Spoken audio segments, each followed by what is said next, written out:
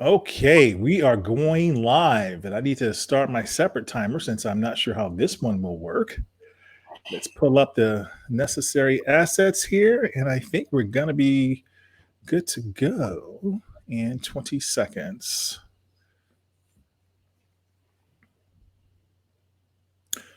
Okay, so we are live. This is my second attempt to deliver the Keep Leading podcast to my audience live. And I have another willing participant willing to test this with me. You're looking at her, the amazing Alisa Cohn. Alisa is just simply wonderful. I'm excited to have her with me. So let me begin with the proper introduction and say, welcome to the Keep Leading podcast, the podcast dedicated to leadership development and insights. I'm your host, Eddie Turner, the Leadership Accelerator. I work with leaders to accelerate performance and drive impact through the power of executive coaching, facilitation, and professional speaking. Today is a very special episode. Today we are talking about leadership during this interesting time in human history. We're going to be talking about how we can pivot, how you can build your team, and all things startup. And I've got, as I said, the amazing Alisa Cohn. You see her right there. And Alisa is an executive coach. She's a speaker, and she helps leaders and teams make permanent positive shifts in their behaviors and the results they achieve. She is recognized as the #1 startup coach in the world. And she's also one of the top 30 global gurus for startups. She's one of Marshall Goldsmith's 100 coaches. And naming her a top executive coach, Women's Business described her as absolutely brilliant, laugh out loud hilarious, and a superhero. So, without further ado, let me welcome Alisa Cohn. Alisa, welcome to the Keep Leading Podcast Live. Hi, Eddie. Thank you so much. I appreciate that is my bio, and the way you delivered that is so inspiring. So thank you very much. And I think that you're the amazing Eddie Turner. So I really appreciate our being able to connect today. Well, thank you. And that means a lot coming from you, Alisa. Alisa, what did I miss? I didn't do your bio justice. Tell us a little bit more about you. Well, I guess I would say I've had a passion for startups for decades because in the sort of, when I was working to figure out what I wanted to do, I was seeking a whole bunch of things, and I landed in startups. So I was a CFO of one startup, the head of strategy of another, and that's kind of where my roots were in terms of loving startups. And now what I really do is I think about helping leaders scale as fast as their high growth companies, which is particularly important now in the sort of interesting times, as you said, that we live in. Indeed. Now, for some people, it's hard to distinguish the difference between a startup and a small business. Can you tell us the difference? Yeah, that's a great question. I would think that when we think about startups, we really think about hyper growth. It's about the notion of moving quickly, and it's also about not just adding employees, although adding employees is a thing. It's also exponential increase in revenue, and then all the problems and challenges and also benefits that accrue to that. A small business tends to be, we think about a small business, it just tends to be more like, a linear growth path, not an exponential growth path. Okay. Now, you've done so much in this area. You've become identified as the #1 startup coach in the world. And there's a list of companies behind that. Can you tell us a little bit about some of the people you've worked with and some of the things you've done that have made them successful that led to you gaining this recognition globally? Oh, well, I appreciate your acknowledging that, and it's been quite a year actually for those kinds of accolades. So I appreciate that. I can say generally that I have worked with Etsy, with Venmo, with Envision, Foursquare. Other companies like the Wirecutter, which was acquired by the New York Times, SwipeSense. So companies that certainly in some ways have cachet, but I would add that I've also worked with other companies I can't really mention, and also small companies right now who are growing, again, at hyper growth right now. So not necessarily household words, but they will be. But you have, like I always say, you haven't heard of them yet, but you will. And I think what I really think about when I think about helping those startups and helping those CEOs is about how do you really adapt your style rapidly? Because the best entrepreneurs are the best learners, and entrepreneurs and founders, really all founders and all people early in the startup, have to quickly acknowledge the new state they're in and adapt very quickly, even though other people don't necessarily want them to adapt. And so like their team is kind of used to the way things are now, like all people, they need to lead the charge in adapting, in change, and also in really integrating new learnings and new behaviors very quickly. Indeed. And I like what you said in terms of the companies you work with, the companies we haven't heard of yet. But because of your work, your leadership, and your coaching, we will hear of them very soon. I think about the phenomena we're all going through right now, dealing with Zoom. We have so many Zoom meetings. Literally, our eyeballs are hurting. Several of us have said that, right? That's right, yeah. And that's not hyperbole. It's literal. But, I've been using Zoom probably since 2015. And few people had heard of it. I wish I was smart enough to have invested in it, because of course it exploded and now it's become a verb. I know. And everyone is using it. So I can't wait to see which verbs you're going to unleash on the world. I'm so excited for that day too. Yeah. Now, not only are you one of the world's you are the number one startup coach in the world, but you are a prolific author. You have content everywhere. Talk about some of the places where people can get access to your thought leadership. Well, I publish regularly on Forbes and also on Inc. and also in HBR. And I wrote an article a year and a half ago for People in Strategy, about the predictable perils that founders will get into and how to avoid them. Or as one of my friends said, what founders are going to do but really shouldn't. And I think that's really what I publish on. I publish on, just like the topics of leadership, but really from a perspective of what does a startup uniquely need to think about, and what does a startup founder and even the executives in startups uniquely need to think about. So it's really about communication. It's about how do you make sure your message is getting across? How do you understand how you're coming across as a leader? Right. So those are the kinds of topics I focus on. And I think it's important for everybody all leaders have to get excellent at the domain of being a leader.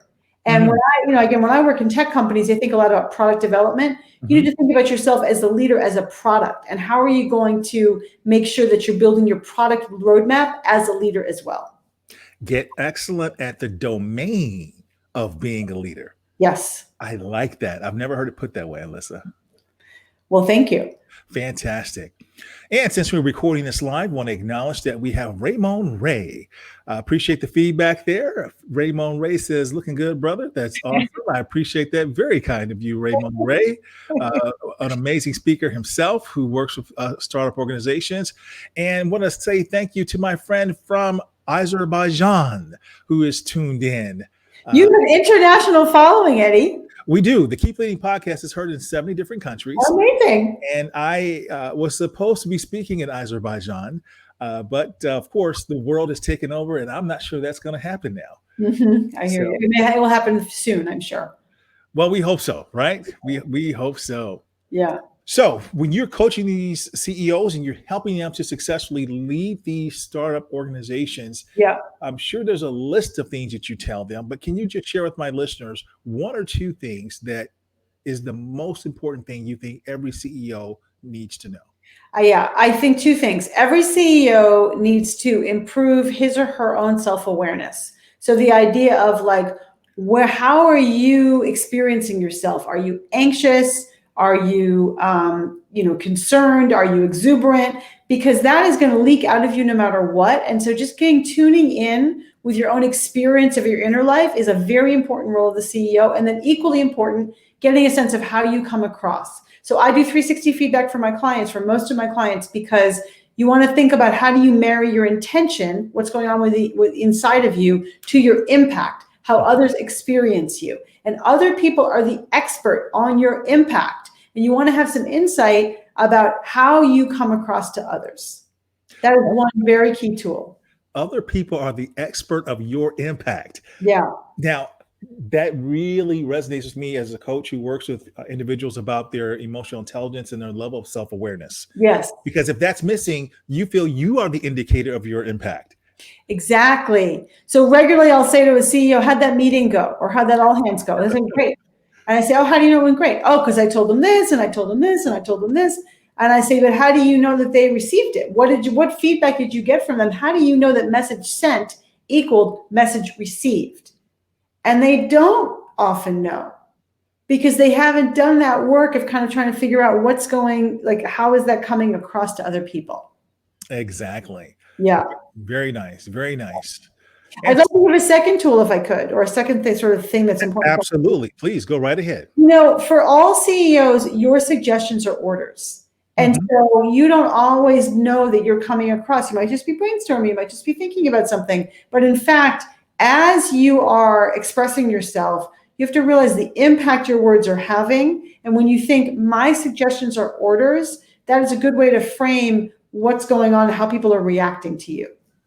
I'm so glad you said that. It is so true, because many leaders feel like, hey, well, I didn't tell them to do such and such. Right. Well, no, you suggested it. Or right. Even when you muse out loud, it is seen as an order. Right. Exactly. Yes. I share that often, both as a coach, but also even as a facilitator. When facilitating large meetings, sometimes I might make the suggestion to my senior leaders, can you consider perhaps going second, going last, right?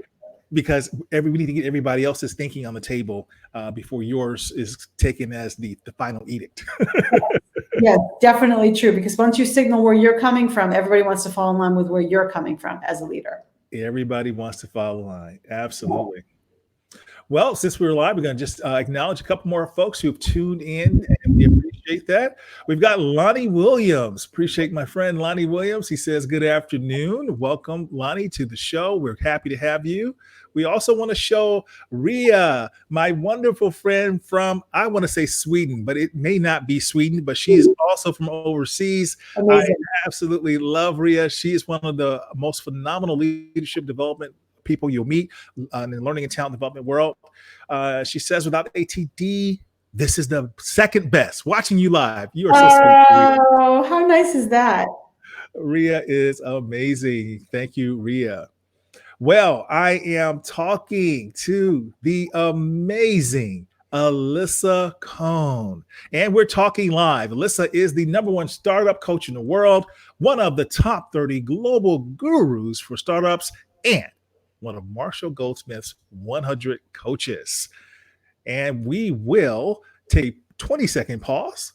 This is for my engineers when they make this episode a digital episode for the podcast directory, and they'll insert commercials here. Okay, that's the 20-second or less than 20-second pause for those folks. Okay. All right, so appreciate the folks who've tuned in live. We have some live viewers, and we have some folks who've left comments. We appreciate that. And for the first time, I'll take it. I know, it's so great. Eddie, my word for the year is experimentation. Okay. And so I appreciate that you're letting me fulfill my word for the year by experimenting on this with you. I appreciate you being willing to experiment with me. So this is interesting because let's see here. Also, so what will happen is I will actually tell you now. So normally I'm usually maybe like 2 or 3 months in advance of when I record an episode before I'm able to release it, because I like to keep the queue full. What I'm going to do in your case is, since we are recording this live, we're actually going to publish this immediately to all social media sites so folks can access the recording. And for those who may not want to take time to watch it, they want to, it looks like when I run my analytics, a lot of folks listen to this on their Apple Watch. So that tells me they listen to me when they're working out. Yeah. And so we're going to turn them up, Eddie. That's why. I hope so. Yeah. So we're going to publish this as a normal episode, and your episode will be released on May 1st. Amazing. So it'll be in the global directory. We are published in 13 directories, including the C-Suite Network, the C-Suite Radio, and so we hit about 70 countries around the world. Amazing. All right, so continuing our interview with the amazing Alisa Cohn, the other thing I wanted to ask you about is there's usually a lot of hype about startups. I look at WeWork and some of the other organizations out there. Can you talk about the impact that this pandemic has had? Will there still be hype after this? I don't mean to ask you to put you on the spot to say, tell us what's going to happen in the future, but tell us what's going to happen in the future. Good. Well, I don't know what's going to happen in the future, but I can make maybe just some observations on what's going on right now in the world of startups. So there's a lot to say about this. I mean, first of all, I would just say, like all businesses, there are plenty of startups who are accelerating through this curve. So there's one company I work with that specifically does remote manager training. You can imagine that's pretty important right now. Another company that I work with that supports machine health, so keeping your machines healthy virtually. So that is a company that, again, is really going to be able to blossom in this kind of environment.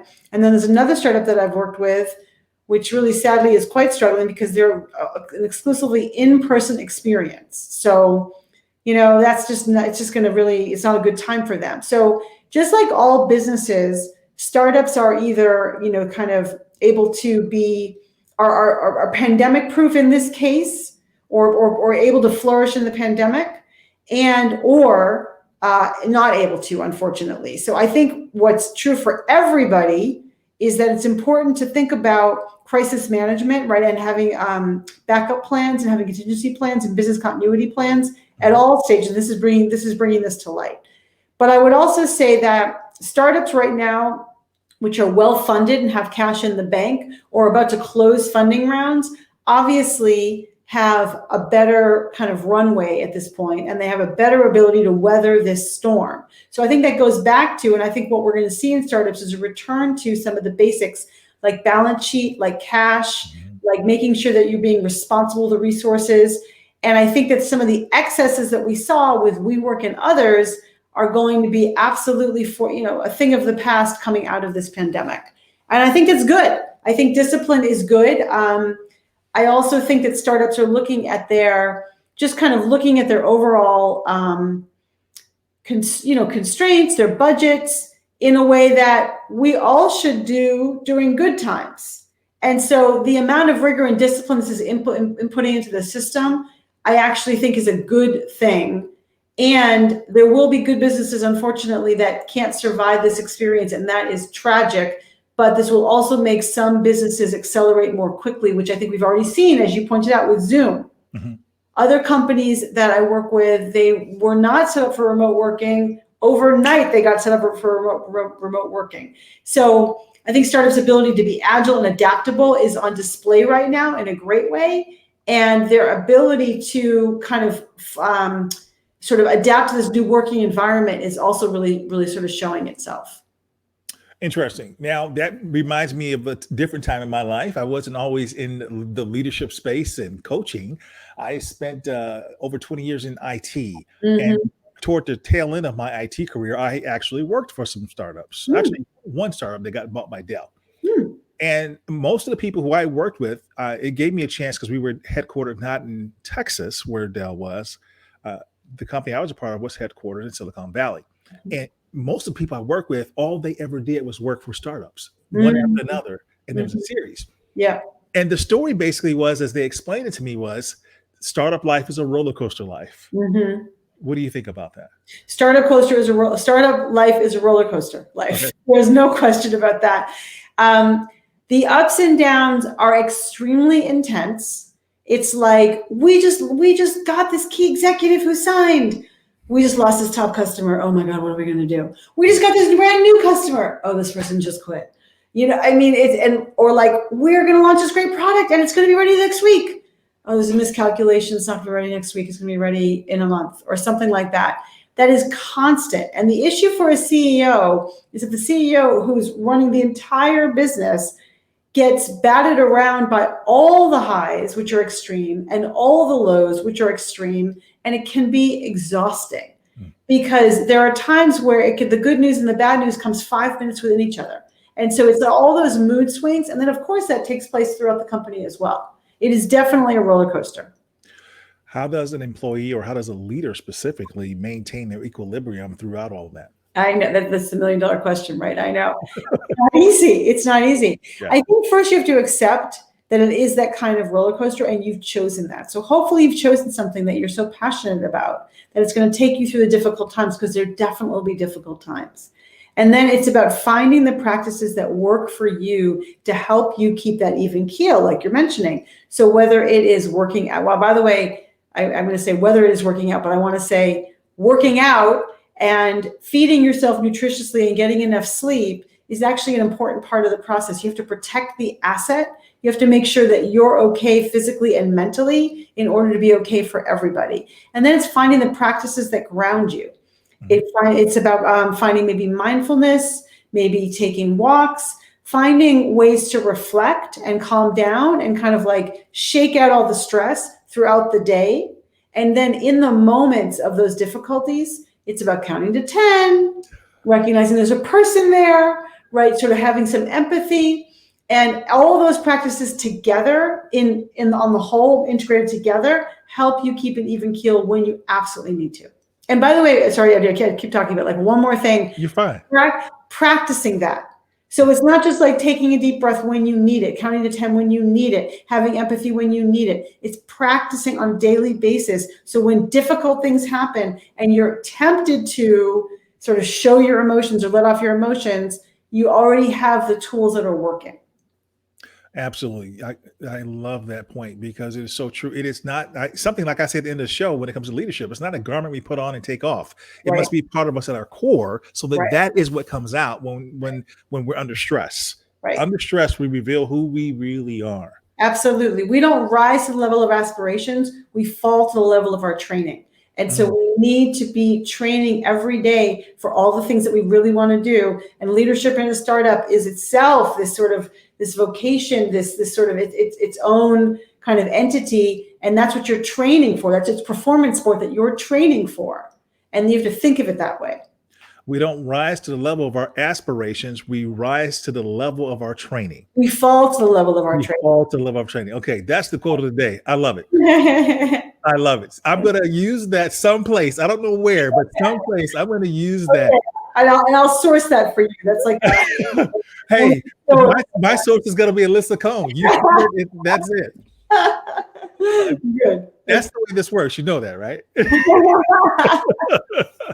it's wisdom, it can help everybody. That's the hope. No, but it's so very true, right? It's not something that is, just because we will it or wish it, that it comes to fruition. Absolutely. Right? If we have not been trained, we have not been educated to a certain level, we cannot wish it into existence. Right. That's exactly right.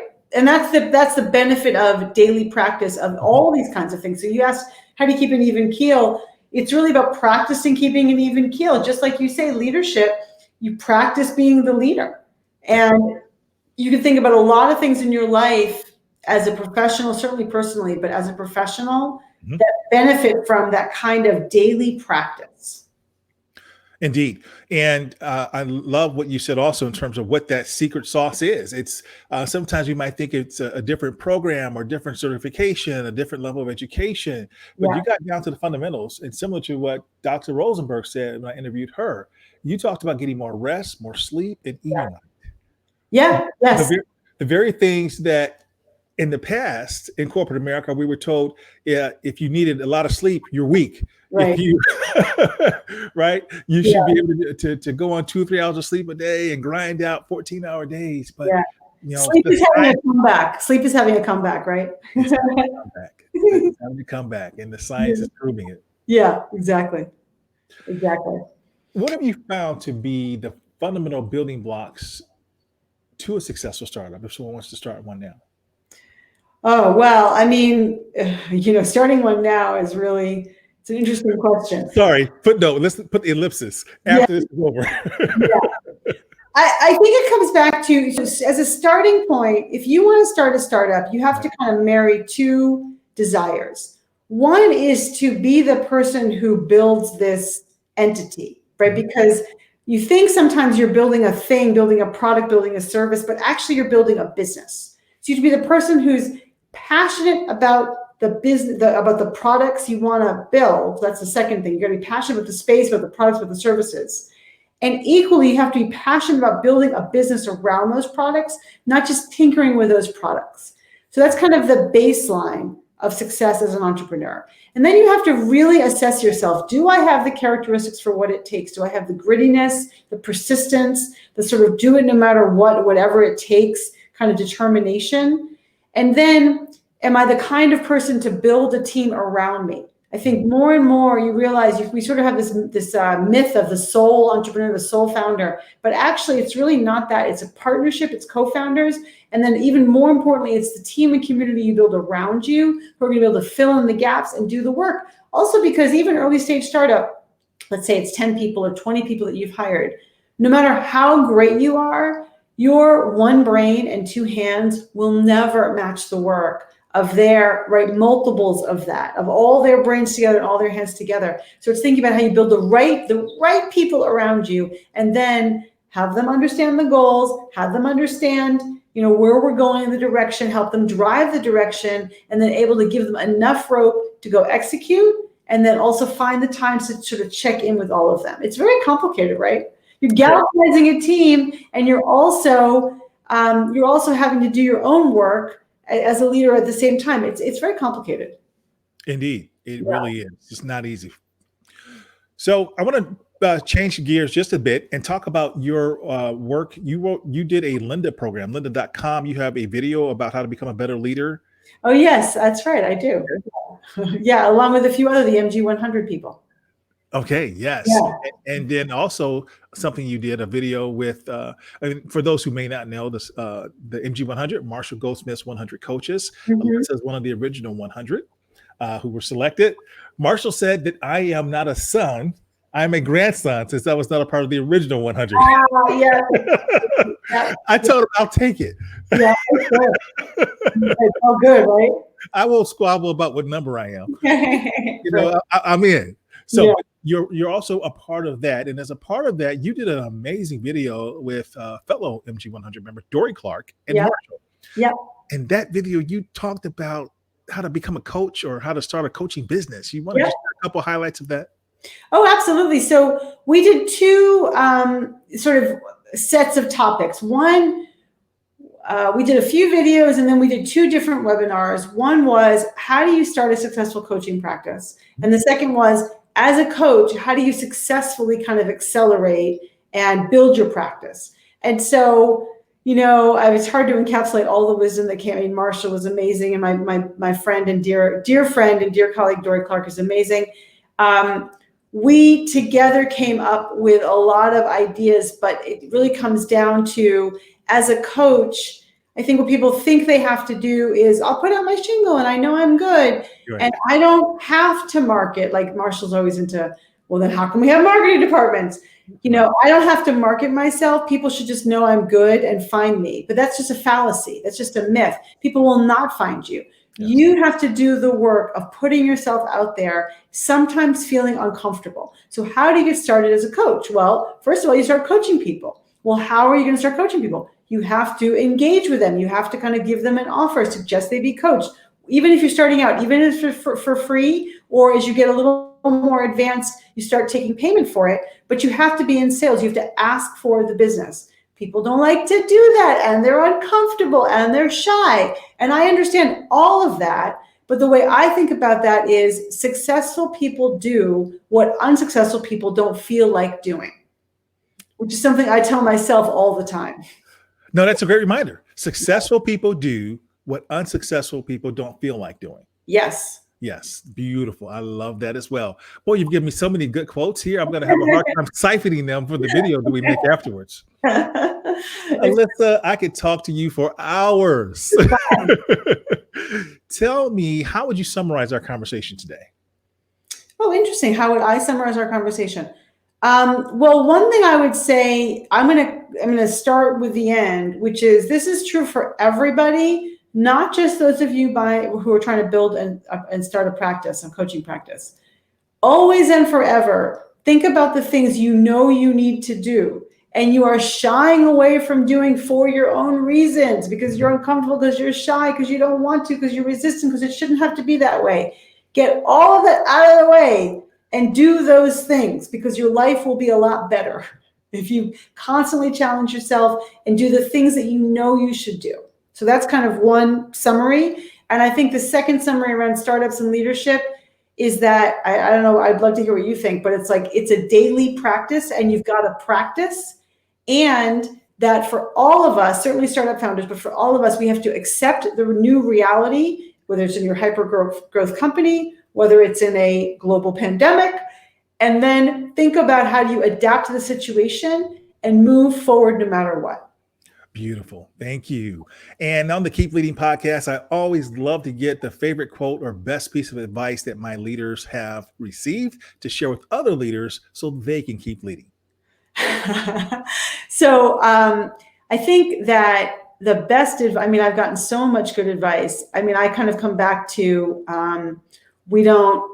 this is advice that was given to me, is that we don't rise to the level of aspirations, we fall to the level of our training. I think that's important advice for me, for everybody. And Marshall Goldsmith once told me, you don't ask, you don't get. Mm.